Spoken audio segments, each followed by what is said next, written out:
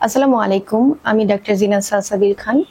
কর্মরত আছি senior consultant dermatologist হিসাবে এস্তা মেডিকেল বাংলাদেশে। আজকে আমরা কথা বলবো খুবই কমন একটা প্রবলেম নিয়ে, একনি বা ব্রণ।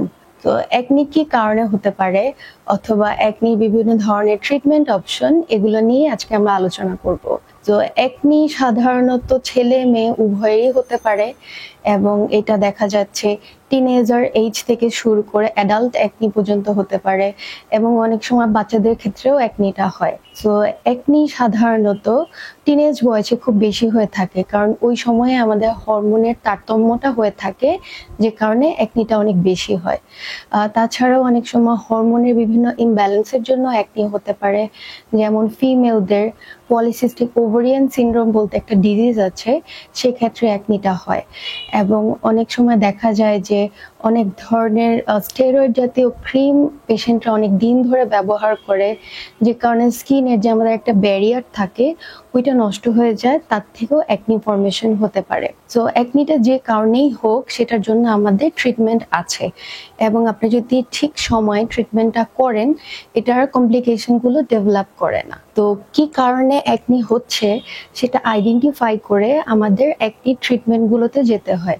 যেমন একনি যখন একটা ট্রিটমেন্টের জন্য একটা পেশেন্ট আসে, আমরা প্রথমে দেখে তাকে অ্যাসেস করি যে তার লাইফস্টাইলটা কিরকম এবং তার জন্য কোন ট্রিটমেন্টগুলো সুইটেবল হবে। খুব কমন ট্রিটমেন্ট হচ্ছে আমরা ওরালি বিভিন্ন ধরনের অ্যান্টিবায়োটিক তাকে প্রেসক্রাইব করে থাকি। তো একই ট্রিটমেন্টের জন্য যখন কোনো পেশেন্ট আসে আমরা তাকে অ্যাসেস করি যে তার একনিটা কি ধরনের। অনেক সময় দেখা যায় যে কমিডোনাল একনি হয়ে থাকে, কারো ক্ষেত্রে পেপিউলার বা পাসফিল্ড একনি থাকে যেটা অনেক পেইনফুল, অনেক সময় সিস্টিক একনি হতে পারে।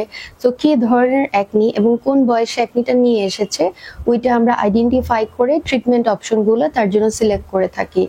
যেমন কেউ যদি টিনেজ এজে থাকে তার জন্য আমরা একটা বেসিক স্কিন কেয়ার রুটিন দিই, যেটা তার স্কিনের টাইপ অনুযায়ী হয়ে থাকে।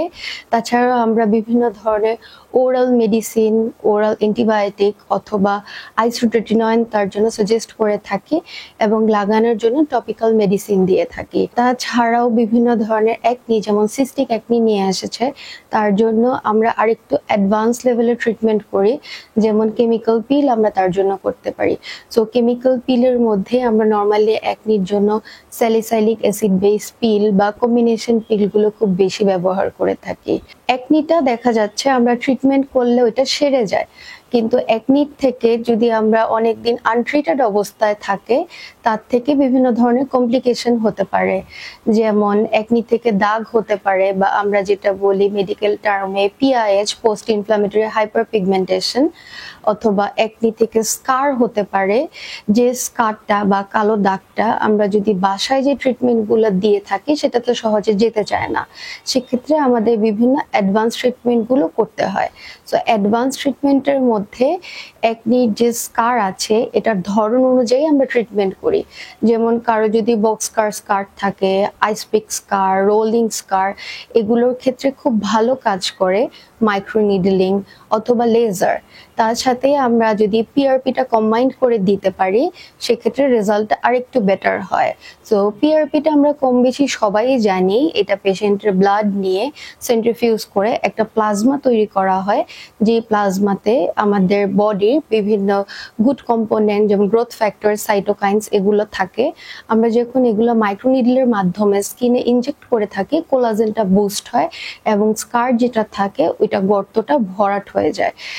তাছাড়াও যদি ডিপ স্কার থাকে সেক্ষেত্রে আমরা সাবসেশন করতে পারি, তার জন্য সাবসেশন খুব ভালো একটা ট্রিটমেন্ট অপশন।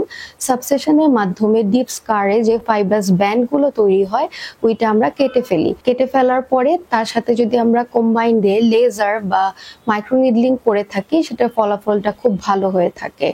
তো আপনার একনি বা স্কার এরকম কোনো প্রবলেম যদি আপনি ফেস করে থাকেন তাহলে অবশ্যই অবহেলা না করে আপনি তাড়াতাড়ি একজন ডার্মাটোলজিস্টের সাথে যোগাযোগ করবেন এবং আপনার প্রবলেমটার সলিউশন করবেন।